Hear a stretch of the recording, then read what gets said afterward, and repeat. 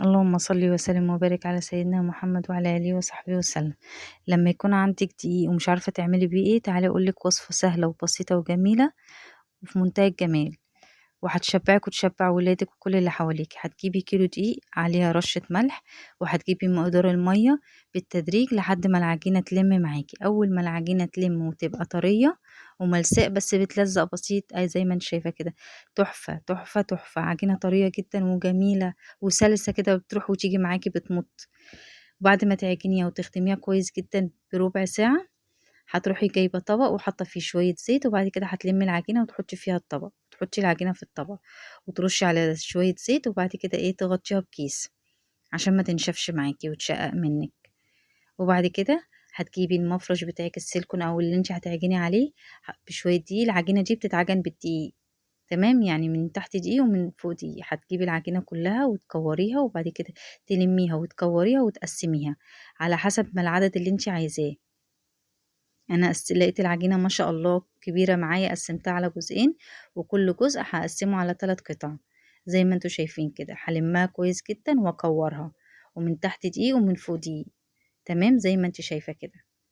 كورتها المقاس اللي انت عايزاه والحجم اللي انت عايزاه، ويا دوبك هي بس انت بتعجني. اول ما تخلصي اخر واحدة هتبدأي في اول واحدة.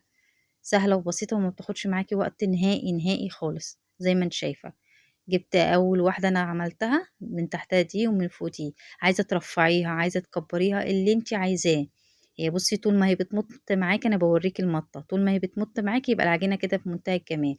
انا سبت نص سنتي كده عشان تبقى واخدة راحتها وما تبقاش رفيعة وعاملة زي الرقاقة. سبت نص سنتي محملة شوية فيها لحم، عشان ايه؟ لما ناكل نشبع. والحشو اللي عندك، اي حشو عندك. بص انا حطيت، انا لميت اللي في التلاجة شوية فلفل على شوية بسطرمة على شوية جبنة تركي على جبنة موتزاريلا.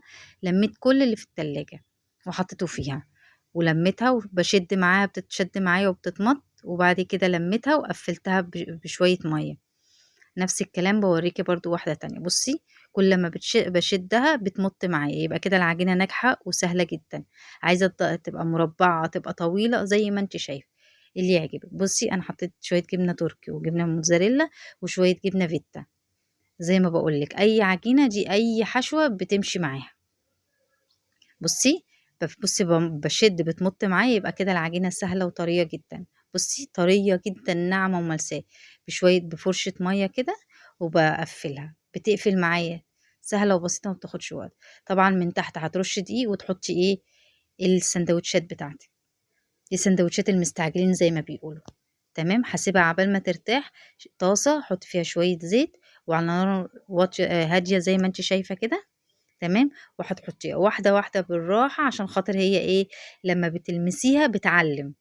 تمام. بصي انا هوريكي القرمشة بعدين بعد ما بتخلص، وبتخلص وانتي واقفة، ما بتاخدش وقت خالص. النار واطية زي ما انتي شايفة، نار واطية عشان خاطر متحرق. بصي انا بسمعك الصوت، صوت القرمشة. تحفة تحفة تحفة ومنتهى الجمال. والله العظيم في منتهى الجمال، تحفة وسهلة وحلوة قوي للأولاد.